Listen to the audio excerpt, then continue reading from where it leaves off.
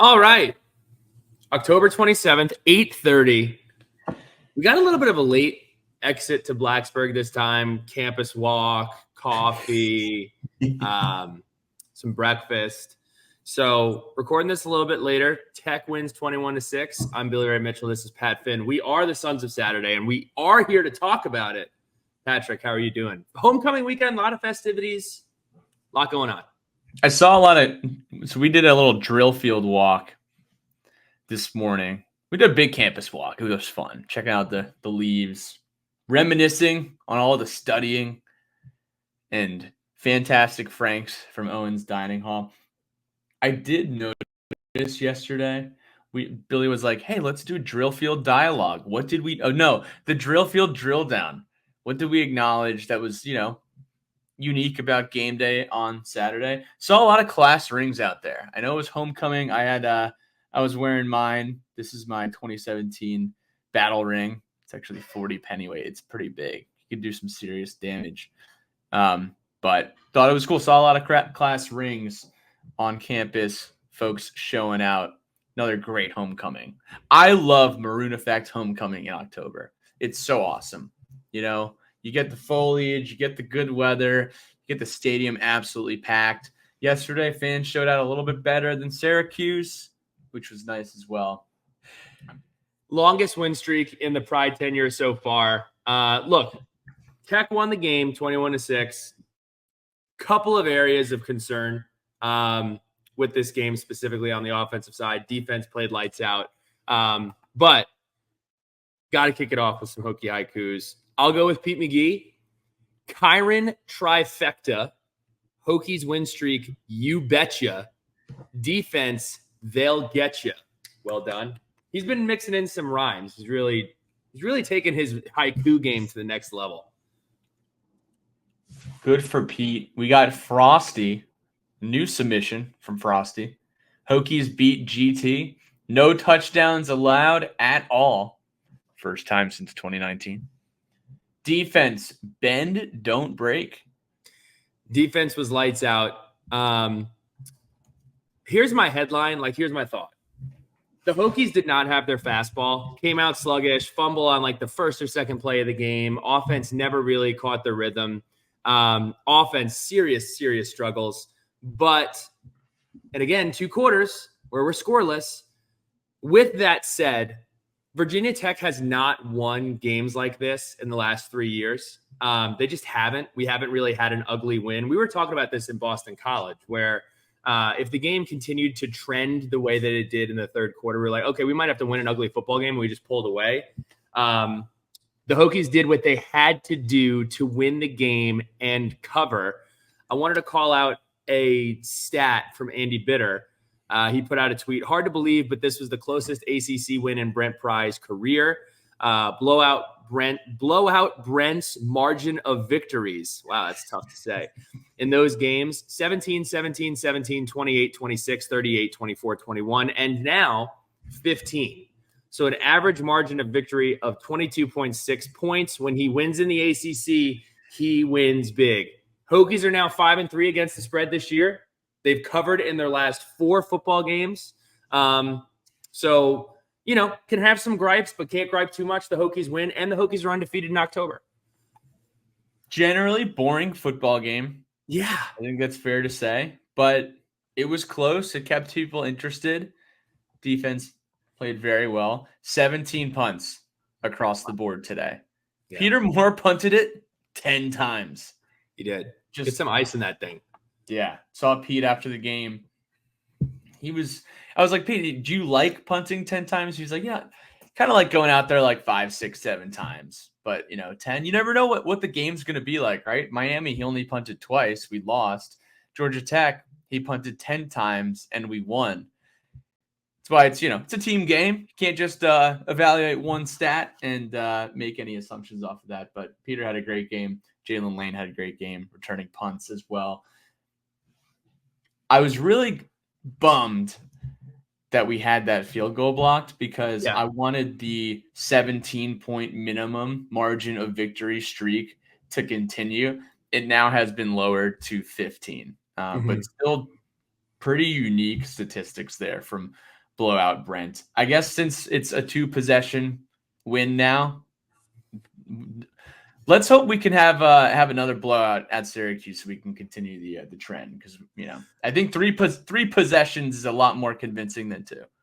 I heard a lot of people walking out of the stadium saying that they felt like this was like a classic Virginia Tech 2005 to 2012 ish. It was like the defense was great, forced some turnovers, offense scored enough points to win the game, but it seemed to be a very throwback Virginia Tech game. And I'll be honest, like being at the game, there were some like stats being texted by some people that weren't at the game, and like some reactions, and people were like, hey man, there's some not good stuff here. And until I actually sat down and looked at the box score and sat down and looked at some of the stuff on offense specifically, we got a lot to work on. We got a lot to work on playing against a Syracuse team who's going to be really upset coming off of that Pittsburgh game. I'm really upset after taking Syracuse money line.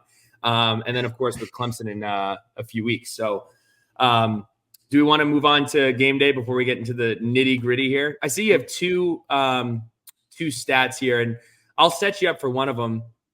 My biggest observation yesterday was, again, specifically on the offensive side of the ball, we were just dominated at the line of scrimmage, like completely outclassed at the line of scrimmage. And I know that that's a big MO for Brent Key. He's an offensive line guy. He's, brought in some great dudes on both fronts, but they were causing us just absolute fits on Saturday. So we were talking about the names and how Georgia Tech had some all-name guys on their defense, and one of them was Romello Height, and he did not to be confused with Billy Height, different spelling. This is Height. He did take his statistics to new heights on Saturday. As far as PFF is concerned, PFF score was 90.2 overall, and he had a 91.2 pass rush grade on the day. Like you said, Billy Ray, defensive line, offensive line, like that is where Georgia Tech builds their foundation under Brent Key. Romello Height had a strip sack on that first offensive play of the football game, and thankfully we weren't able to make that an indictment on how we played the rest of the afternoon. Did have some great offensive drives to follow later in the game. But yeah, the O-line did not have the best showing, and I think one of the key statistics we can point at there is that Bashal Tutin, he ran the ball 17 times. You think, all right, 17 times? Like he probably had another 120-yard performance, couple touchdowns, but ran for 79 yards, and 78 yards of that 79 was yards after contact.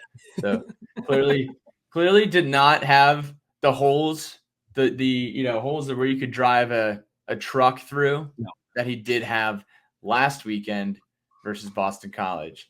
Do you have to make a quick Tutin plug? Actually, no. Let's roll into the game day. The game day vibes, because I could roll it into there. But I'm excited about this opportunity for Bashal Tutin.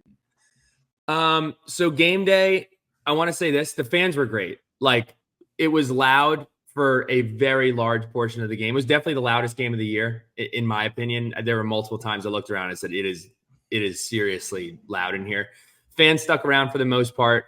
The music continues to get much better. Ed Williams, this is at you. He said, dude, they're only going to play better music at night. That is not true. We played at high noon. We got no shut up and dance. That is, I think, 2 or 3 weeks in a row of the no shut up and dance being just completely shut out of Lane Stadium, which we love. No disrespect to the writers or the players of the song. Billy Ray is about to make this a new segment on every single podcast. Oh, it's important. This song play? And this, not liking this song is literally my bit, not your bit. I'm proud of everybody for finally getting it. Again, this is not a Marching Virginians problem at all. We don't need to hear this song over the loudspeakers. It's been played for years. We can retire it. So Pat, I'm saying, way to beat the drum and make it happen. I do have a really serious qualm. I got excited to hear Sweet Caroline. I think everybody did, but they did like this remix of Sweet Caroline where it got to the like karaoke part, and they did like, you got to pump it up. And I was like, dude, what are we doing? It was a tough transition. But any other songs stand out to you that you loved? It was rather hilarious because Billy Ray was really just in his element, ready to belt out the next chorus, and all of a sudden it was like,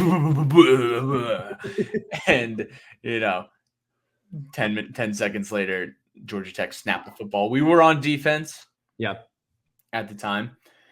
I was fired up to hear Jumpin' Jack Flash. Awesome. Anytime where the Rolling Stones come on over that loudspeaker gets me fired up. Was really excited about that.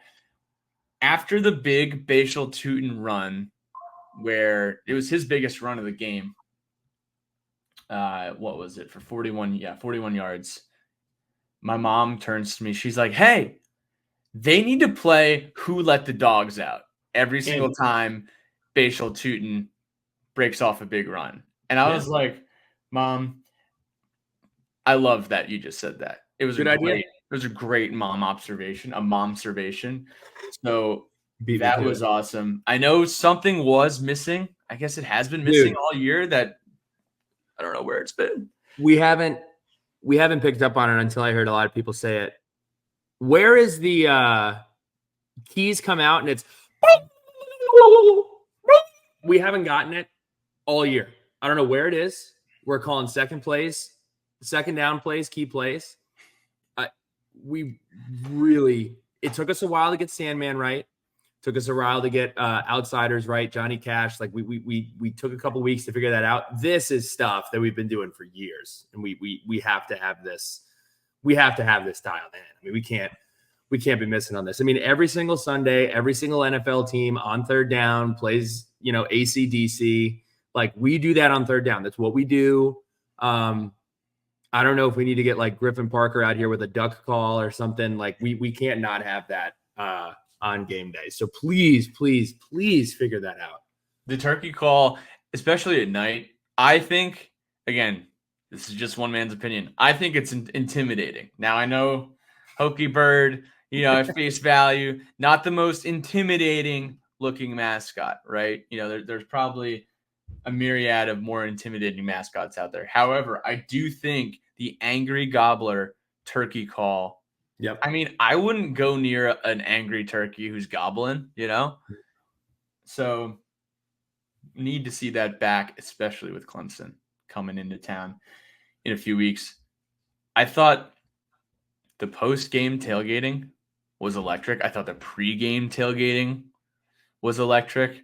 It was like, I don't know. Homecoming is different. Like it is different. I know that some folks come in for the homecoming game every single year. That's the one they circle. They're like, hey, we got Clemson coming in.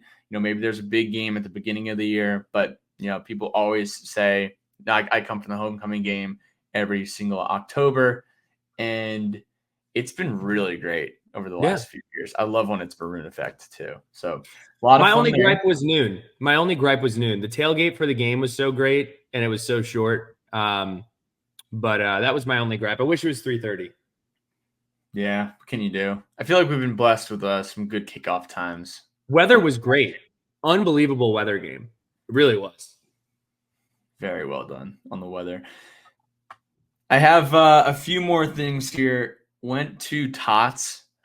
Went to Souvlaki, which was great, as it always is. Saw Shea and Altea there, and then went to Tots.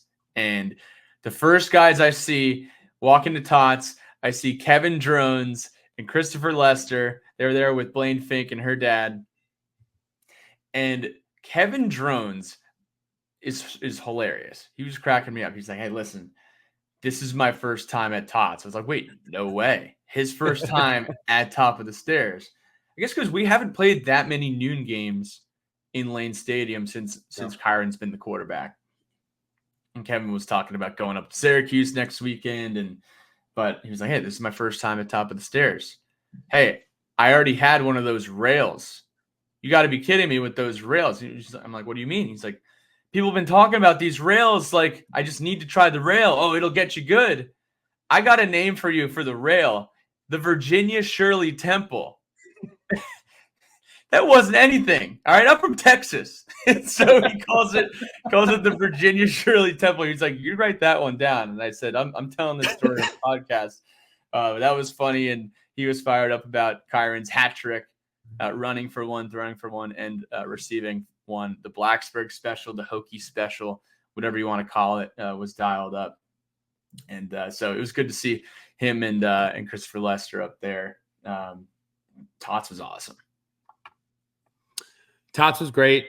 We talked about the Sunday walk. And also shout out to Chris Lester. He's a Founders Club member for the Section 5 Club. Quick plug. Check it out. Founders Club is Section 5. Shout out to you, Christopher Lester. We got to get a drink next time. Charlotte's finest. I know they're going to be in Charlotte in a few weeks. We'll have to get together. We'll get a Virginia Shirley Temple. It's on me, Chris Lester, next time we're in town. Time for some stats. Another week, another weird box score. Some numbers. Hold your nose for these stats. The Hokies were outgained 237 to 356. We were out third downed, so third down conversions. We were 2 of 15. They were 5 of 19. Georgia Tech threw for a staggering 48 attempts with only 21 completions. But the difference was the turnover battle. 2 interceptions from Jalen Jones and Kelly Lawson. They both had one. So awesome stuff there. This is our 7th game forcing a turnover. And a D-kind of stat here. The Hokies also didn't allow a touchdown for the first time since 2019. I don't know who that would have been against. I guess it was against Pitt because we shut Pitt out. And we also I can't remember if we shut Wake out that year, if we shut Georgia Tech out. I know we had multiple. Georgia Tech, 45-0. Yeah. So good stats there. Any other numbers from this game? The Gosnells led on the stat sheet again. Mm-hmm. Benji, a tight end. When was the last time a tight end led Virginia Tech in receiving in a game? We'll have to figure out if someone could run any reports on that. Benji was 5 for 59 with the touchdown. He is extremely athletic and really fun to watch. There he is right there. There's some really good pictures from our photographer gang. That's a Grant Perrell pick. That's a GP. Perrell. GP OG. Stephen Gosnell, 1 catch, 28 yards. Felton had 3 catches for 25 yards. Obviously, we only threw for 134 yards in the day, so not too much there. What's the last and most important stat here, Billy Ray? The Hokies are undefeated in the month of October. Brent Pry, pumpkin spice lattes, fall foliage, flannels, jeans, Red Wings. Like, he's on it. Coach Pry rebounding after a tough September. Really, really tough September. Handled business all of October, and we're turning the page to November, which brings us to our offense. And the first 2 letters of November are NO, and it was a no for me on the offense this past week. We know that they can be better, and it's going to have to be better moving into November for us to achieve the goals that we want to achieve. Again, I want the overall message here to be, we won the game. We won the game. We covered. We're going on to Syracuse. But we can't have this. We can't perform this way offensively. 7.5 3-and-outs in the game. I'm including the blocked field goal. So really it was 8 3-and-outs with that field goal attempt. Coach Bowen did a good job of leaning into trickery and gadget plays to move the ball. We saw the Kyron drones flea flicker following the Lawson interception. He throws it down to Gosnell. You had the Philly special play from Kyron that was thrown to Kyron from Jalen Lane after Bashal Tootin flipped him the ball. That was a fun play. A lot of fun. We actually got all 3 Kyron touchdowns on film, 2 from Dr. J, 1 from me.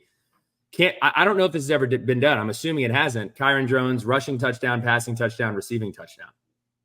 I mean, this is like a Georgia Amore triple-double. Yeah. Mm-hmm. This is like Jeff King and Brian Randall, dunking after hooking up for a touchdown on the gridiron.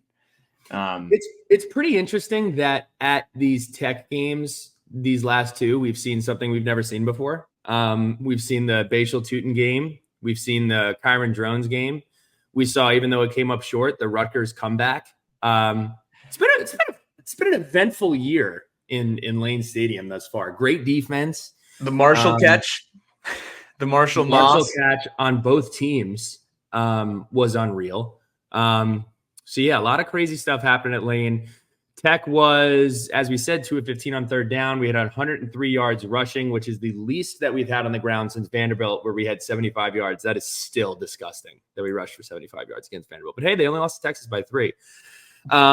Lowest total yards on the year of 233 yards on offense. The next worst performance was Rutgers, where we had 320. So we almost had 100 yards less than our worst performance on offense on the year. That's good for 3.8 yards per play. Andy Bitter stat here for you. Andy and D kind of killed it after this game. They do every game, but I was doing some mining. Kyron Drones had a third down pass knocked right back to him, and he caught it. That's 2 receptions today. One was very good. One was very bad. 2 catches for -2 yards and a touchdown. Maybe the oddest stat line for a quarterback you will see. Yes, very, very weird stat line. Another stat line that needs to change. Big 3. Again, 3 talented wide receivers that, if this team is going to be as good as it can possibly be, need to be featured more in this offense, whether that's getting open, whether that's scheming open, whether that's giving them targets, whatever it is. They haven't had this breakout game yet. Jennings, Felton, and Lane, 5 total targets, 0 went to Jennings, and 31 yards total. These are 3 players who, like, I'm not even willing to eat crow on this coming into the season, saying that these were going to be some of the ACC's best wide receivers, because I truly believe that they are. We just haven't found a way to get them the ball, or they haven't been able to find the separation, because I watch them a good bit and there isn't a ton of separation going on. So we really need to figure that out. You said this before we press record, Pat. Like, I really don't know where this team is without the Gosnell brothers, man. Like, I don't know where we are without the Gosnells and Bashal Tootin. So, hopefully this is something that comes on late. It's almost going to be like found money because we haven't had it. Ollie Jennings, I was thinking about like our explosive plays over this year, and you have the Ollie Jennings play from Vanderbilt. You have the catch and run from Stanford from Daquan Felton. Jalen Lane has made a difference in a lot of different ways, especially on like those sweep gadgets and everything. Teams are having to over prepare for him. But other than that, like, we really haven't been able to stretch the field in that regard this year at all. The drone strike video is awesome. I want to see it more, but we need to see more plays down the field. We got the guys to do it, so need to get that figured out. On the note that Drones had those 2 catches, I was talking with Kevin Drones about this. Logan Thomas had, I think, 1 touchdown catch as a Virginia Tech football player. This was in 2010 at home versus Wake Forest. Tyrod hit him with a fade, and Logan Thomas made a diving catch. It's beautiful. In 2008, UVA came to town, and Greg Boone lined up in the shotgun. This was the Wild Turkey. And Greg Boone drops back and throws an absolute bomb deep to Tyrod Taylor. And it was underthrown. So UVA's corner, who I believe was Ross-I Dowling, he goes up for it, and Tyrod kind of like undercuts him, and Ross-I does a head over heels flip. Those are 2 of the few opportunities that we've hit, star quarterbacks deep. I know Marcus Vick also was a target back in 2003. I'm surprised we never did it with Gerard, because I know Sam Rogers threw a good bit of Sam Rogers and Stephen Peoples both were throwing touchdowns. I don't think any of them went to Josh Jackson or Gerard Evans. No, was it Jay Lane? I know Stephen Peoples threw it to Sam in the Miami game.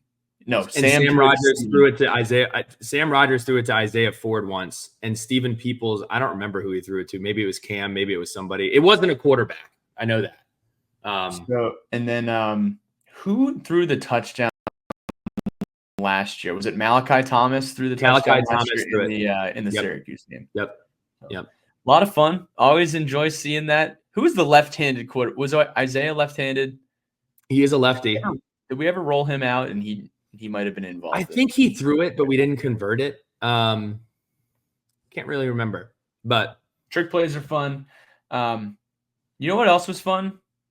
Complimentary football into our first points of the football game, where our defense came alive. It was Georgia Tech got one first down. This was in the late first quarter. And then we have the Will Panay sack. Panay was awesome. he was Will awesome. Panay sacked for a loss of 5. Pyron ran it for a yard. And then we stuffed Jamal Haynes and they punted. Jay Lane took it to the 28, had a solid 14-yard return. And then those next 4 plays, 72 yards in a minute and 46 seconds, just super quick tempo. Jones hits Jay Lane for 7 yards. Athletic Greens, AG, runs for 14 yards to the Virginia Tech 49 for a first down. And then the next 2 plays, drones to Benji and drones to Benji. And Billy Ray, where did we go today after our campus walk or before our campus walk? Where did we go? We went to get coffee. To get a slice. Oh, we went to Benny. Yeah, we went to Club Benjamin. We went to Benny's Club Benjamin. All I'm gonna say is maybe we should have Benji Gosnell and Benny's do a little bit of NIL deal. We'll call it Club Benjamin for Club B. Could be fun. But Bashal Tootin, I remarked about those 78 yards after contact. Just really wasn't getting any opportunities to make any moves because he had guys in his face the whole game.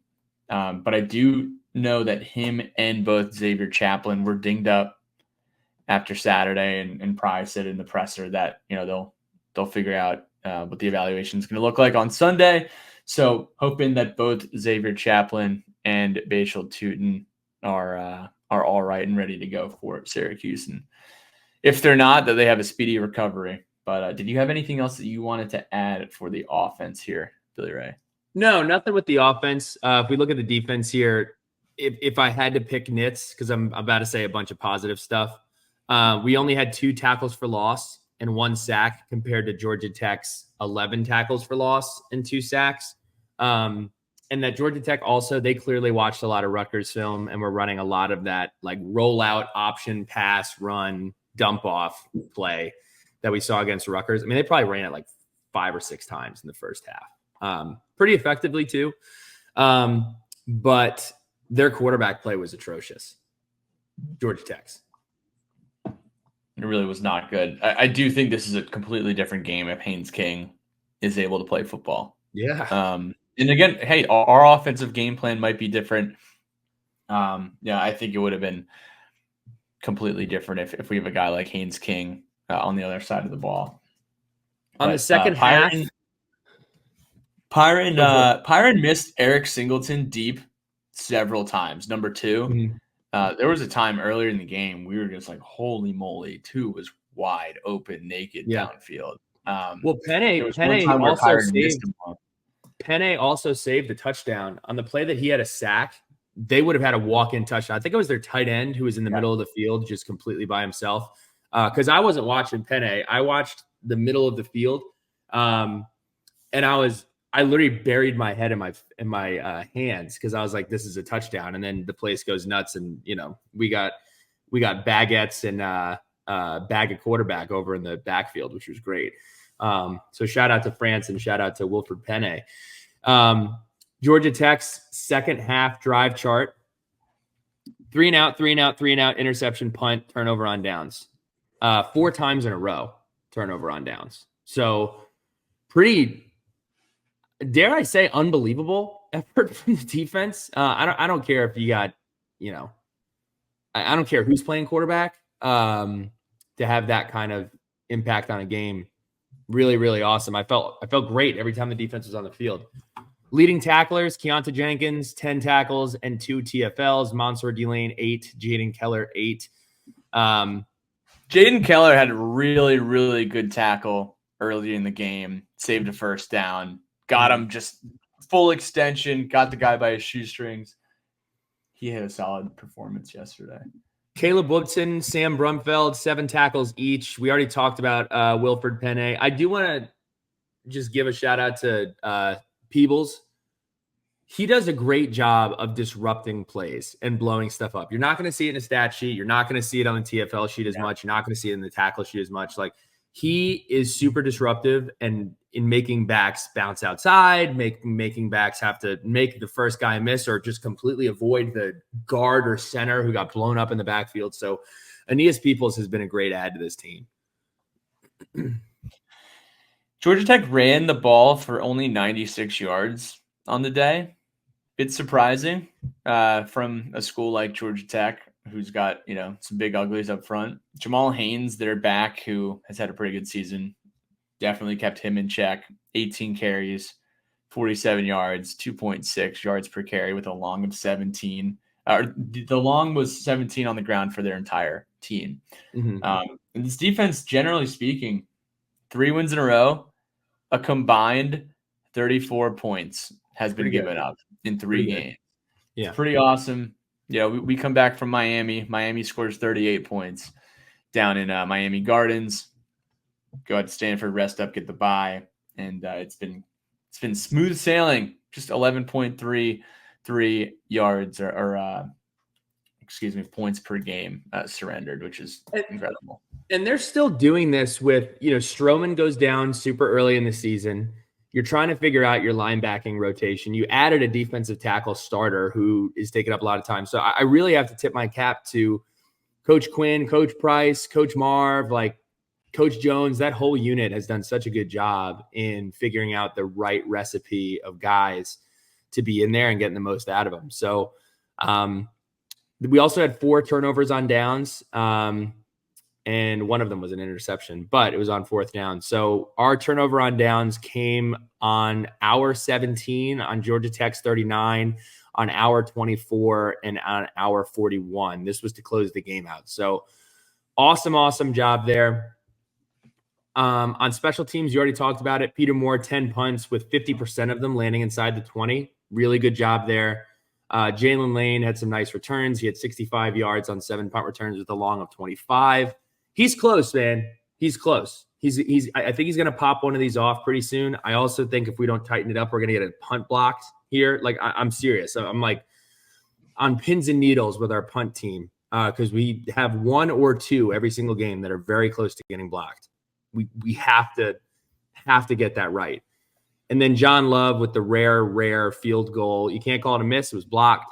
But that did happen. Yeah. Really sucks that John Love has had 2 kicks blocked this year because he's automatic.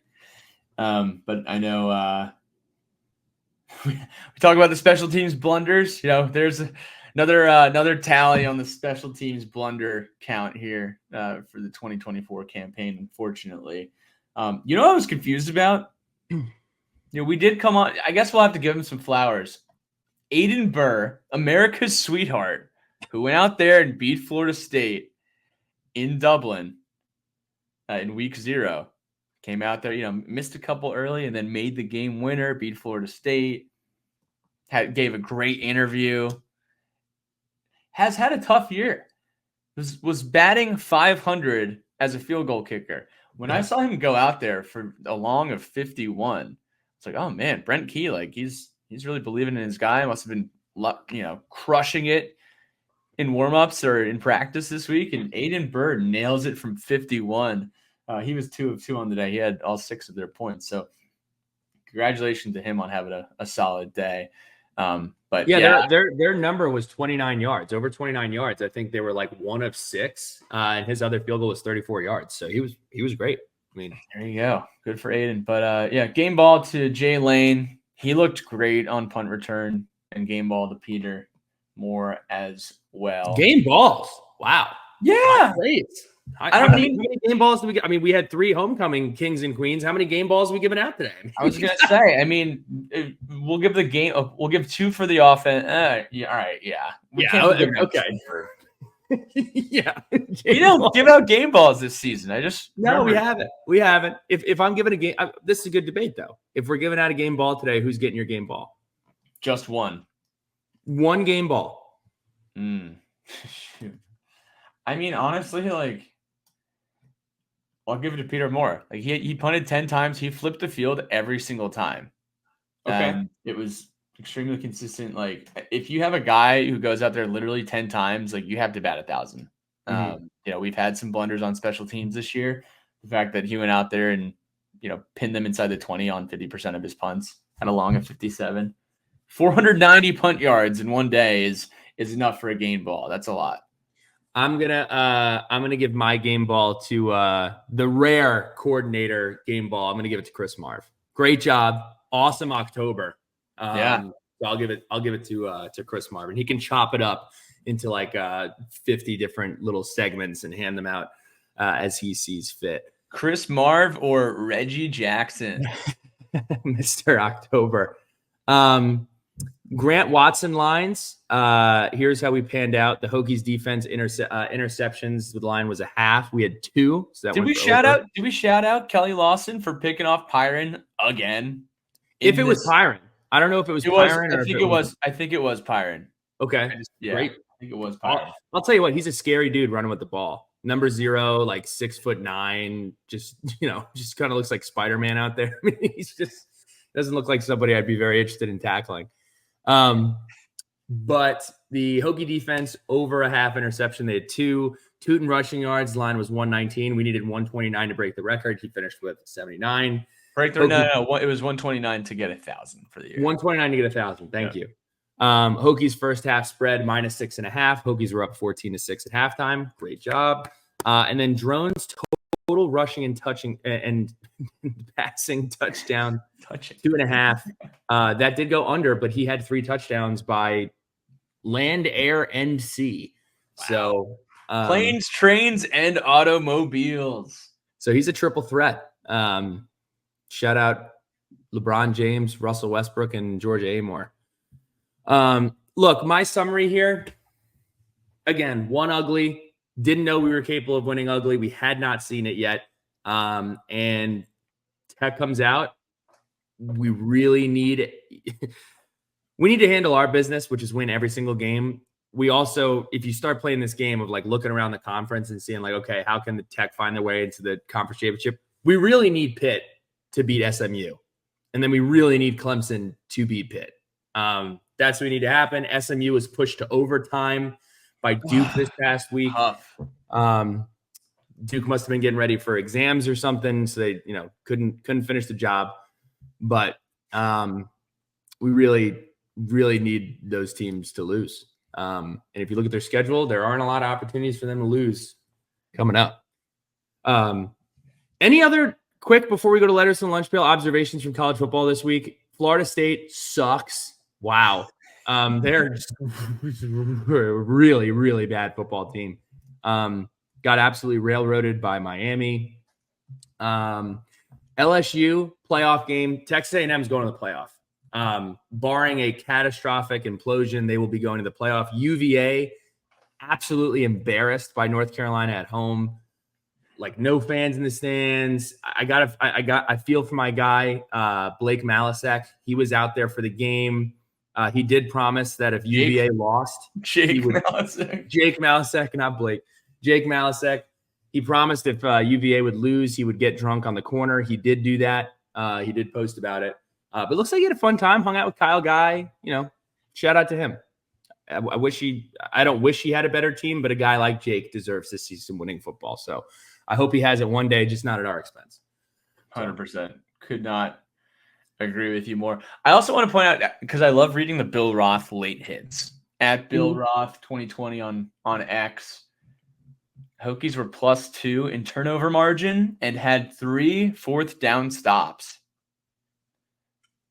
You don't have to say it because I'm going to say it because it's what Bill said. That's winning football. It is. That is winning football. Stop. I mean, we also had a key fourth down stop versus Boston College. Things are clicking for the defense here in October. Then Keontae Jenkins had 10 tackles. He was tremendous again. We already talked about the other bullet points here from the Roth late hits, post-game notes. Letters from the pail. Yeah. What do we got here? Adam Boydnott. He says, I don't know about you, but I felt very comfortable when Georgia Tech was going for it on fourth downs. Did our defense take the next step yesterday? You know, I mean, they were great. They've been great for look, in the games that we've lost, in the games that we've lost, they've helped us get back into games with turnovers and with shutting teams down when they get out to a long lead. And in the games we've won, they've dominated.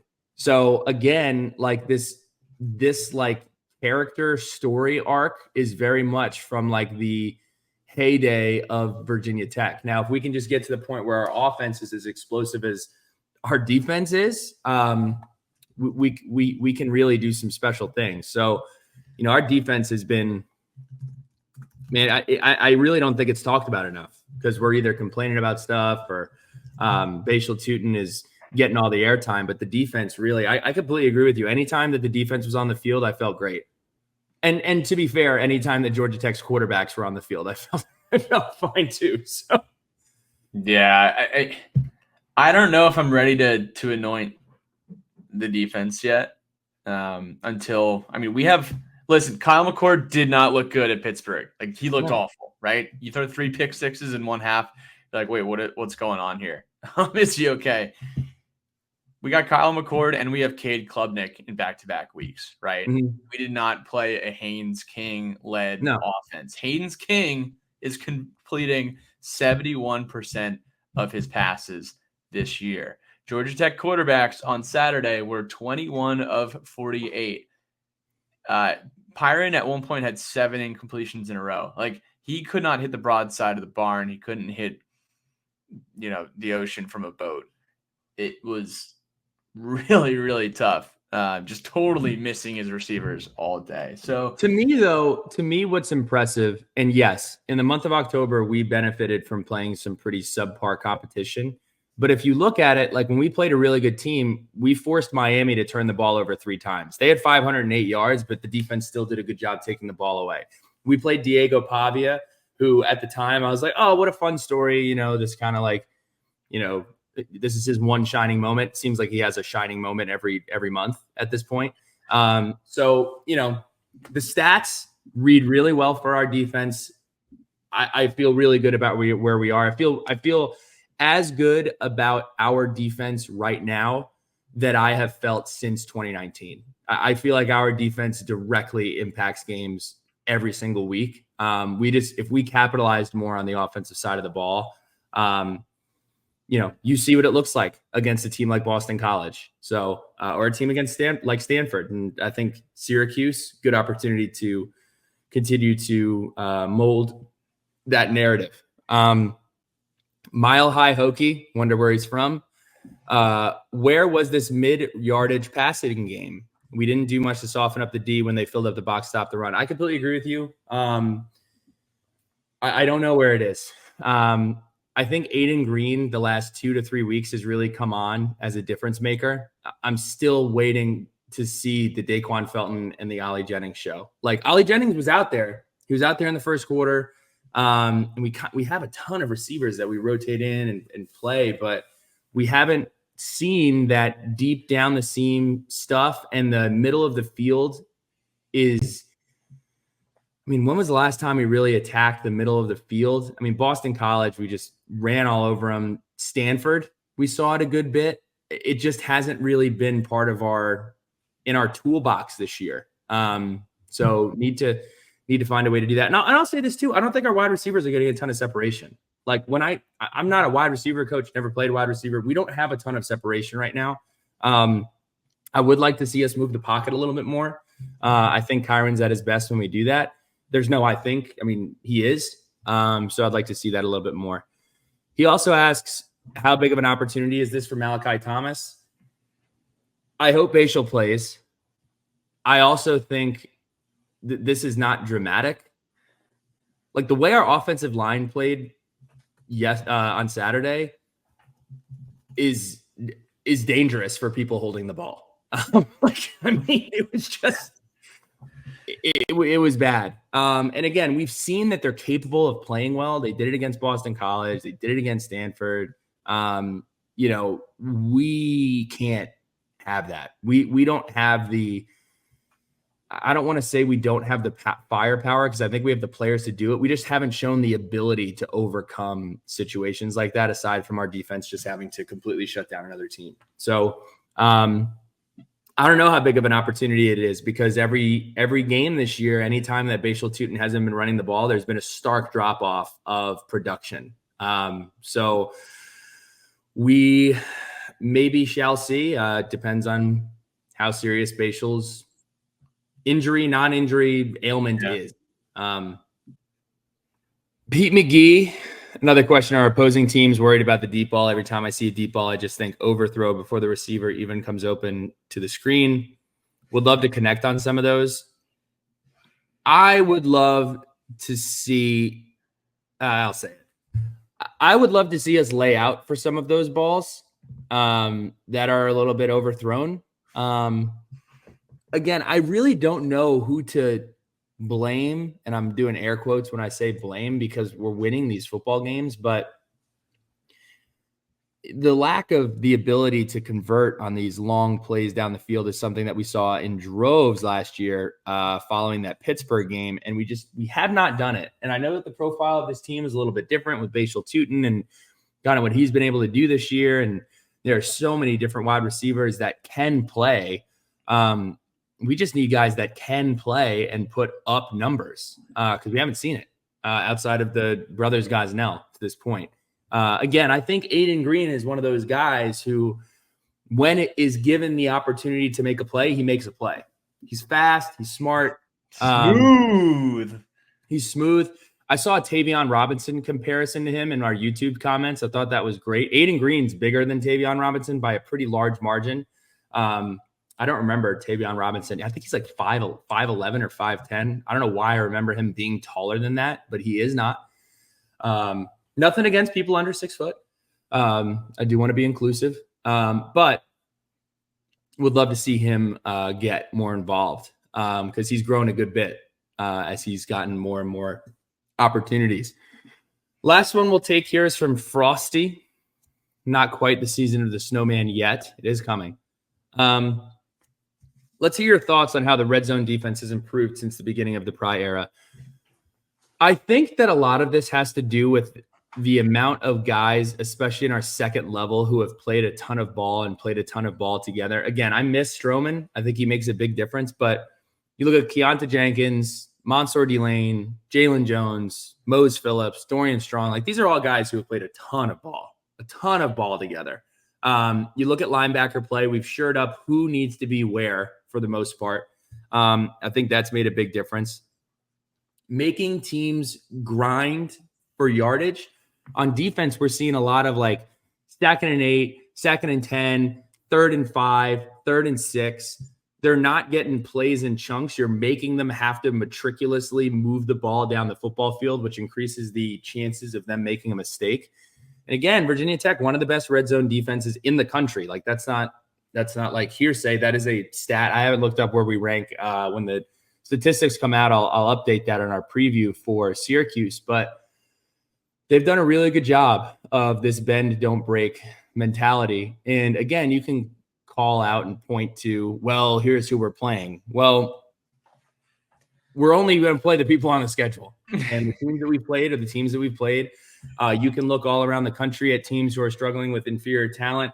Ohio State was in a absolute hell game against Nebraska this past week. Like, we got to go play the team that's on the schedule, and we've done it well, especially in the month of October. So, and then lastly, defensive front's been pretty good. Penne's been good. Peebles has been good. Fuga, they all blow stuff up. And the second level guys really do a good job of cleaning it up. So, any notes on next week? Early notes on Syracuse? Kyle McCord. I mean, is this a Kyle McCord revenge game? And not a revenge game versus Virginia Tech, but it is a Syracuse revenge game. Now, they do have a different head coach, right? They have Fran Brown, first-year head coach, coming off of a loss last Thursday night. A loss is one way to put it, brother. Heinz Krischer Stadium. It was the battle of the tough stadiums last Thursday night. JMA Wireless and Acrisure. But who knows? I mean, Billy Ray is a Kyle McCord fan account. I am. He's been a Kyle McCord truther. We've been tracking him earlier in the season, but we are opening as 4-point favorites at the Dome on Saturday. Game is at noon. Game is on the CW. I'm going to be in Charleston, South Carolina. I really hope the CW is available. I think we're going to home team. Might have to pop by the Brick. It depends where we're staying. But last year, Hokies won on Thursday night in October, 38-10. We did have a drone strike connection in Blacksburg. Matt Berry on the call. Drones to Felton, deep, all maroon. Great photos from our guy Will Trent. I have two things. Best Section 5 win pick of the year. I have two things real quick. It's no disrespect, and I'm really hard on these people. I can't stand listening to Chris Cotter call a game. I really like. Is he on the CW? No, he was on the call this past week when I was rewatching the game. He's a tough listen. Great, seems like a great dude. It's a tough listen for me. Not a big Chris Cotter guy. That's just an observation. Number two, Kyle McCord. If you didn't watch the game last week, he had 5 interceptions. He threw for 54.7 completion percentage. He had 321 yards. He threw the ball 64 times. It was just an all-around bad performance. I'm going to deduct his interceptions just to talk about his stat line coming into this game. 2,481 yards, 19 touchdowns. He has 11 picks on the year. Before last year, he had 19 before last game, he had 19 touchdowns to 6 interceptions with a 68.4 QBR. So, look, he's talented. It was one of the worst performances by a starting quarterback I have ever seen in my life. That is not an over-exaggeration that Kyle McCord had last week. And they've had this like short bye. It's not a bye, but they played on Thursday, so you get some extra time. But coming into that game, they were on a 4-game winning streak against Holy Cross, UNLV, and NC State. So big one for the Hokies here, for both teams to try to avoid. Would this be a second conference loss? Yeah. So Syracuse has their second conference loss from Pittsburgh and Stanford. The Stanford loss was weird. They lost to Stanford at home, and they lost to Pittsburgh. So Pittsburgh, man, number 19 in the country right now, undefeated. Kind of a bummer they're not on the schedule. We were texting with our guys, the Loyal Sons. They do a podcast over in Pittsburgh. I'm bummed they're not on the schedule. Not because they're good. I just like playing Pitt. It's a fun matchup. Same. As long as we don't have to go to Pittsburgh, because that sucks. We don't win there very often. So, and we haven't won at Syracuse since 2000.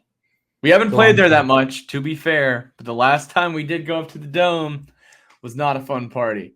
In 2016, just the 2 losses that we had between Tennessee and Clemson in 2016, Georgia Tech at home in November, and that loss up at Syracuse are just 2 that we want back. We play those games 9 times or 10 times. We probably win them 9 times. I'm going to dive into this on our preview, but one of the players that absolutely killed us was Davon Ellison. Went to Don Bosco, camped at Virginia Tech. I really wanted him to come to Tech, and then he played his ass off against us. But anyway, I'll take my recruiting cap off for a second. Sharky shout outs. I got a couple. I have no idea who this guy is. I was walking back from getting transparently from using the restroom. And this dude just walking in the concourse. Billy Ray Mitchell, you are the absolute man. Love you, dog. Don't know who it was. Made my day. Appreciate it. Thank you. Pedro from the class of 1990. Ran into him. I saw Hal Byers. Love Hal Byers. Always great to see him. I was double varsitying in Hal Byers apparel. I had on this the Get 'em hat, and I had on my 8 in the box quarter zip. So I love both pieces of apparel. Perfect for Maroon Effect. My guy, Jason Blanchett, and his daughter, I think she's starting like 8th grade or something. She was awesome. And then Ainsley, Hagan, and O'Neill. I mean, the whole Hagen family was great. We got O'Neal and Ainsley down in Section 5, which was awesome. She was a hoot. Made it all 4 quarters. Just a tremendous performance from Ainsley. So well done. I do want to apologize. So she left Sour Patch Kids on the ground. And I asked a bunch of people, I'm like, yo, what's up with these? What's up with the patch? Like, what's going on with these? And nobody claimed them. So I was about to take my first bite. And then Riley did let me know. She's like, what are you doing? These are Ainsley's Sour Patch Kids. So I will say, though, you know me, post Wake Forest game last year, if there's food unclaimed on the ground and it's not touching the ground, probably gonna have something to say about that. So, but shout out to those folks. It was great seeing all of them. The ground pizza forever and ever. Let's see. How about Megan Duffy, Coach Duffy doing the Let's Go? Yeah. We also shouted out a ton of Olympians. It wasn't bummer. Yeah. I don't think any of them were from America. It was like representing Thailand, Canada, all over the place. You need some United States Olympians, but gold, silver, and bronze are still gold, silver, and bronze. So shout out to our Olympic Hokies for real. A moment for Sammy Hill. Shout out to Sammy and Nikhil. Gang. Nikhil, the Canadians. Let's go. Jay McCray. My guy Jay McCray. Bringing into Jay, walking in to the Lane Stadium. Nothing like walking into Lane Stadium before a dub. Good to meet Jay. And then hung out with Craig Weaver at Tots. Good to catch up with him. And Zach Hoban as well. My guy Luke Olmstead, who's been in Section 5 for a very long time. I know he's related to Greg Roberts. Good to catch up and meet with Luke. Liz Rosenbaum and Colin. Great seeing them in the early hours of the day. Tailgating. That tailgate was so much fun. And then just a fun shout out, Lavender family. Always a pleasure. Love seeing the Lavenders 2 weeks in a row now. And Billy Ray, Hokies are 2-0 with Aaron in attendance. It's pretty good. So she'll be at the Duke game as well. Just fired up about that. Be at the Duke game and be at the Syracuse game, at the Clemson game, right? No, just Duke. Just Duke. Okay. We need to figure that out. I think Papa Mitchell is making the trip to Clemson, and he's undefeated in lane games. But excited to preview Syracuse. What a wacky year. I do think one last observation I'll leave everybody with, and this I'll make this your call to action for making it to the end of the pod. And we could do hashtag RIP Coastal Division. I really miss the Coastal. I really, really miss the Coastal. We're seeing some chaos. We got 3 undefeated teams in ACC play, maybe 4. Pittsburgh's undefeated, Clemson's undefeated, Miami's undefeated, SMU is undefeated. It's unfortunate that we're probably going to see some conferences, and I'm specifically looking at the Big 12, and I'm looking at the ACC. I think we're going to have a lot of teams with 1 loss who haven't played each other, and we're going to let math and coin flips and data determine who goes to these conference championships, which is a little upsetting. And I also want to pour one out for my Navy midshipmen who got absolutely railroaded by Notre Dame. Tough. It had to be a tough weekend on the book for you, Bill. With that, it wasn't. Syracuse loss with that Navy loss. No, dude, I hit the Rutgers. I hit the Rutgers over. I hit the UNLV under. I got crushed by LSU. I think I came out maybe plus 2 units. I had a lot of action out there. Hokies hit for me. So, but that's a pod. 59 minutes. After some editing, it'll maybe be 58, 57. I think we're tired. We're tired. It was a long weekend. It was a long weekend. I'm tired. I don't want to speak for you. I'm exhausted. No, I'm tired. I got a date with my couch and house MD here in a minute. But looking forward, everybody. Join the Section 5 Club. Join the Section 5 Club. Make sure that your game day watching apparatus have the CW this weekend. Without further ado, go Hokies, go sports, go Tech. Enjoy the games. We'll see you guys soon. The orange.